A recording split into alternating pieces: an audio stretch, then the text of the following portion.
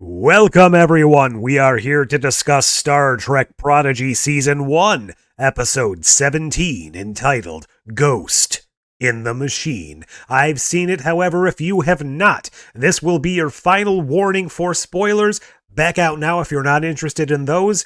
You've been warned, now on with the show. So if you were watching along last episode, you may remember that was Project Journey to the center of plot device, plot dump, exposition, backstory, all that stuff. While I didn't find it a bad episode, in fact, I very much enjoyed the whole backstory situation going on with all of our characters, including some of our antagonist characters. I believe that was a great way to get their backstories. The framing device could have used a little work in my opinion, but I'm not going to fault it too much. This week, we are back on track with our story. Our crew is trapped behind enemy lines in the neutral zone, trying to keep themselves safe from Starfleet, but more importantly, trying to keep Starfleet safe from them. One thing that this episode didn't have, which bugged me a very, very little bit, is the whole carryover plot from the end of last episode where we saw the Diviner and his cohorts take over the Dauntless, knock out Janeway with that classic one-handed karate chop to the back of the neck.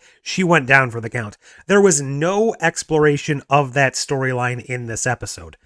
Doesn't necessarily mean it's a down for me, because the main storyline was engaging enough, was interesting enough, but I'm going to say one thing here that is a slight down for this show. Because I've been singing the praises of Prodigy for quite a while now, I still, in my heart of hearts, believe it is the truest and closest modern Star Trek to the classic Trek of the 90s and early 2000s. That being said, because it's being filtered through this shorter time span, this more children-oriented time span, I think that an episode framed the way this one was kind of misses the mark, just because of how rushed it needs to be and how little exploration time and breathing room it is given. So let me go into a little more detail about that right now. The main plot of this episode revolves around our crew starting everything off in the holodeck, doing some sort of training simulation to attempt a solution or a resolution to come up with a way to contact Starfleet, specifically the Dauntless with Janeway hiding right outside the neutral zone. They have come up with a way to possibly get the information to the Dauntless by firing the phasers in a sequence that is Morse code, hoping that somebody on the Dauntless will be able to recognize this, decode it, stand down, and come up with some other way to communicate. Obviously, the simulations aren't going well. They have failed over and over and over again. Everyone is wiped out. Everyone is exhausted. So they decide that their best course of action is to abandon the whole situation and possibly limp away from Starfleet. They're just gonna go their own way, and maybe one day they'll figure it out, but for the time being, they're done with that. So they all go to the mess hall. They decide that they're gonna have some ice cream to kind of soothe their pain and then head to bed. What happens, however, is they start seeing things that shouldn't be possible. A character walks by in the background that isn't on the ship. They see some fog rolling in. I can't remember, there's some music being played that the computer won't turn off. And very, very quickly, without any real build-up time and without any real air of mystery actually being established, we are given the plot dump that they are still inside the holodeck. Obviously, I think Zero states this right off the bat. There's no real mystery. This type of plot really misses the mark and loses out for something like this, because had this been a regular length Star Trek episode, that could have been the first 15 minutes, a slow burn, a slow build of the mystery. I'm thinking particularly of an episode of The Orville because it happens to be one of my favorites from the first season, called Firestorm, where there's this whole mystery going on where strange characters and creatures are appearing. We as the audience aren't filled in on what's going on until later in the episode, and the characters in the show themselves are trying to figure out and deal with it as well. And then we go through the various holodeck programs, because what's actually happening here is that the holodeck is combining various programs, each one from one of our own characters, which kind of seems a little on the nose from what happened last episode where we went around the table and had each of our characters sharing their backstory. This episode, we go around the table and have each of our characters kind of shown through the lens of their own personal interests within their own personal holodeck stories. I think that back to back, these weren't necessarily the best two episodes to have sandwiched together that way, but it was a fun time. I enjoyed the mystery aspect, and that's another down. They kind of abandoned the whole mystery aspect pretty quickly. Now, I understand that was relevant to the plot of this episode, but had they been able to flesh that out a little more, it wouldn't have felt so throwaway to me, I guess. So they're going through these various holodeck programs, in my estimation, not really spending as much time in each of them to fully realize that world as I would enjoy. And when they went to that jazz club, I was really hoping that would be some sort of reference to Dixon Hill, and maybe it would be a Dixon Hill program without Picard in it. I thought that could have been really cool, but no, we actually get to see Murph sing here. Still not entirely sure how I feel about that whole thing because, to be honest, I'm not really a fan of this new form of Murph.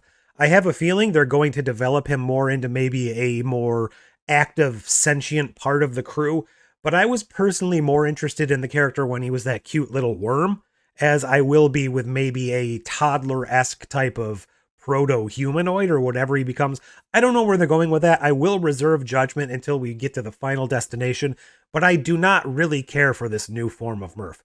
We get to see all of our characters coming together and trying to solve this situation, putting their heads together, dealing with their own, and I hate to call it trauma because it wasn't really trauma, but their own stuff they're dealing with, I guess is a good way to put it. And through this exploration and dealing with the programs that are kind of a lens for their own personalities and their own souls, they come up with two main things here. One, they're not doing this thing correctly. The goal here isn't to solve the holodeck program as they initially thought. That is actually a distraction. And I think, again, this is something they may have put together a little too hurriedly and a little too quickly, but in 22 minutes, they don't have much choice, unless they're going to make it a two-parter. So they discover that this holodeck program was created specifically and purposefully to deceive them and to keep them busy while something or someone on the outside interacted with the ship, changing the course, changing the plan, heading back to Federation space, basically to fulfill the original goal, as we find out, of Janeway. She has another hidden subroutine inside her, something that has to keep the goal of herself and the ship on track, and that goal is to get the Protostar back into Federation and Starfleet hands, no matter the cost, no matter the sacrifice. And that's what we discover here, that even though she consciously is unaware of it, and this is probably the fourth or fifth time this hologram Janeway has been completely unaware of her own programming, that there must be some resolution coming here. Is she going to finally break free of the programming, or is she going to be a slave to it for the rest of the season? I hope she kind of comes to terms with that and outgrows it, similar to how the Doctor outgrew his programming on Voyager, because if it just keeps falling flat back to this same device, I'm going to lose a little more respect for this character than I've had, and I really like this version of Janeway because she is distinctly different from actual physical Janeway, and I do like that dichotomy, and I really hope we get some more development there. But once they determine that everything is a lie and this program isn't made to be solved, it's actually going to continue on forever and ever to keep them busy, at least until the point of time where it no longer matters, they realize the only true way out of this is to stop playing. They don't need to solve the mystery, they just need to quit. They need to say, you know what, we're done with this. And surprisingly enough, that ends up working for them. One thing we did get to see in this episode, and I'm still a little fuzzy as to how this worked, but Gwen's father, the Diviner, he was a holographic character incorporated into this holodeck program, kind of to try and confuse her, I guess. But I'm not entirely sure, did hologram Janeway do that? With her subroutine kind of taking over her programming, and how did she know to do that if she wasn't in her right state of mind? So that's kind of something I don't think we're really going to get an answer to, and I'm probably thinking too deeply into, but it's just something that popped out to me. When they get back to the main ship, I guess, after the holodeck program is shut down, and they determine all this stuff going on with Janeway, they look outside, and lo and behold, they've already left the neutral zone, and the Dauntless is right out there. Now, as I mentioned earlier, coming over from last episode, we know that Janeway and probably the rest of her crew have lost command of the Dauntless. Now, I'm not entirely sure how this is going to work because I can't imagine all of the rest of her crew are going to go along with whatever the Diviner and co are planning, especially that Andorian guy. But we'll have to wait and see how that plays out because as of right now, I think the ship is outside of their control. What's going to happen? How is this infection thing going to go? Is it going to spread to the Dauntless? And then are we going to have the Dauntless and the Protostar kind of need to disconnect from Starfleet and go off on a mission together? I think that could be kind of interesting, especially since we did set up Admiral Jellicoe a couple of episodes ago, and he could become the main, I hate to say antagonist here, but the main source of Starfleet's presence trying to track down now 2 rogue ships.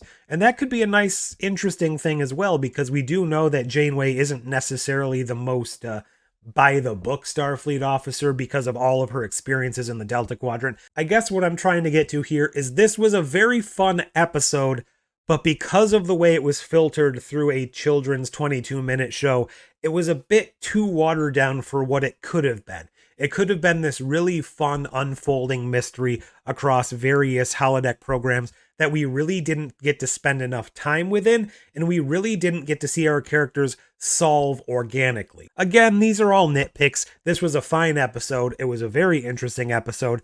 I just feel like they could have done a lot more with it, and that's why I'm feeling a bit let down. But I absolutely would love to watch this episode again, especially in a rewatch, because I would very much like to see how this show feels after we finish this season. What are you guys thinking of Prodigy? Was this a good episode for you, or was it a miss, or was it kind of just I do understand a lot of people I've spoken with here and offline are not really vibing with it simply because of the 2 things I mentioned. It's a children's show and it's animated. A lot of people seem to believe and feel they can't really count this as a canon show, and they can't really get behind it because animation is cheating. While I definitely see both points there, it's really the best option we have right now for that late 90s, early 2000s genre of Star Trek. I don't know, for me, it's just doing everything right. Give me all your thoughts below while you're down there. Leave a like, hit subscribe, do all of those fun things. And until next time, and this one means a lot because of this episode,